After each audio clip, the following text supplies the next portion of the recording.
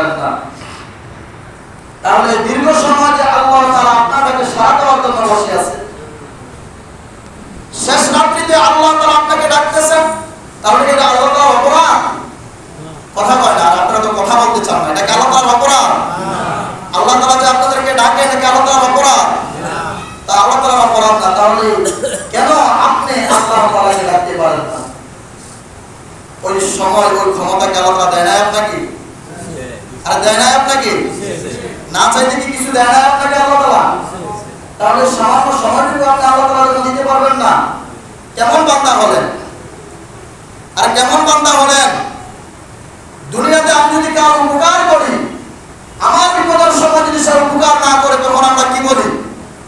যে তার উপকার করে আমার কি হইল? ব্যর্থ হইল। তাকে উপকার করাই আমার উচিত হয় না, কারণ তাকে আমি উপকার করছি, সে আমার বিপদের সময় উপকার করে নাই। দুনিয়াবি বিচার যদি এটা হয় আপনার আর আমার, দুনিয়াবি ব্রেন দিয়ে যদি এই বিচার হয়, তাহলে যে আল্লাহ আপনাকে না চাইতে মার গর্ভ থেকে শুরু করে আজ অবধি পর্যন্ত আপনাদের বিপদের সর্ব অবস্থায় আপনাকে ছায়া দিয়ে আসলো, তাহলে একবার যদি আল্লাহ তাআলা বলে এই গুমরাহ করা বান্দাকে আমি আর চাইবো না, তাহলে আপনার আর আমার অবস্থাটা কেমন হবে? আর অবস্থাটা কেমন হবে? কথা কয় না, অবস্থাটা কেমন হবে? আমরা কি বলি রাস্তাঘাটে দেখলে, একটু দোয়া করেন, হুজুর একটু দোয়া করেন যাতে আমার ইনকামটা ভালো হয়, হুজুর একটু দোয়া করেন আমার ছেলেটা অসুস্থ যাতে সুস্থ হয়, হুজুর একটু দোয়া করেন আমার আব্বা আম্মা অসুস্থ যাতে সুস্থ হয়, হুজুর আমার অমুক বিপদ তোমার বিপদ একটু দোয়া করেন। আমি কেন? আপনি নামাজ পড়েন নাই, সুদ খান, ঘুষ খান, জুলুম অত্যাচার প্রত্যেকটা গুনার কাজ আপনি করেন, আমি কেন? স্বয়ং ইমামে আযম যদি এসে দোয়া করে, আব্দুল কাদের জিলানী এসে যদি দোয়া করে, তারপরে তো দোয়া কবুল হবে? আপনার মনে হয়? আর মনে হয় আপনার জন্য দোয়া কবুল হবে? তাহলে কেন নিজের পায়ে নিজে কুড়াল মারতেছেন? একটা বাংলা প্রবাদ আছে, নিজের পায়ে নিজে কুড়াল মারা। কেন নিজের পায়ে নিজে কুড়াল মারতেছেন? এই কাজগুলো করে তো আপনার কবরের আযাব আপনি নিজেই বাড়াচ্ছেন, নিজেই বাড়াচ্ছেন। এইজন্য প্রিয় হাজিরিন, কর্কশ ভাষায় কথা বলতে হয় শুধু আপনাদের কাজে কর্মের কারণে, না হয়তো কিয়ামতের মাঠে আমাকেই ধরাইয়া দিবেন আপনারা। ওই হুজুর তো বলে নাই, আর ধরাইবেন কি ধরাইবেন না? অবশ্যই ধরাবেন, অবশ্যই ধরাবেন। কোন হুজুর তো আমাদেরকে দাওয়াত দেয় নাই, বলে নাই। এজন্য প্রত্যেকটা জুমায় শেষ মুহূর্তে এসে আপনাদেরকে বলি যে আসুন নামাজ পড়ুন।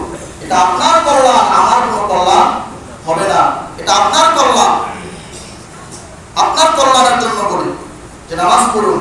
আপনি যখন নামাজ পড়বেন, আপনার ছেলে আপনার কাছ থেকে দেখে দেখে নামাজ পড়বে। আপনি নিজে নামাজ পড়েন না, আপনার ছেলে মানুষ হবে কিভাবে? সে তো মানুষই হবে। আপনার কাজ কর্মগুলো তো মানুষের মতো, আপনার কাজ কর্মগুলো তো মুনাফিকের মতো, কাফেরদের মতো, তো আপনার ছেলে মানুষ হবে কিভাবে? আপনাকে আগে নিজে পরিবর্তন হতে হবে, তারপরে আপনার ছেলে পরিবর্তন হবে। আপনি নিজেই তো পরিবর্তন হন না, তো আপনার ছেলে মেয়ে আপনার পরিবার পরিবর্তন হবে কিভাবে?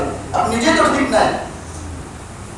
এজন্য নিজে সত্য হন, নিজে ঠিক হন, নিজের ইমানকে ঠিক করেন, নিজে নামাজি হন, তারপর আপনার ছেলে মেয়ে পাড়া প্রতিবেশী সকলকে নিয়ে নামাজের দাওয়াত পৌঁছে দেন। আল্লাহ তাআলা আমাদের প্রত্যেককে পাঁচ ওয়াক্ত নামাজ জামাতের সহিত মসজিদে এসে আদায় করার তৌফিক দান করুন। সকলে বলি আমিন।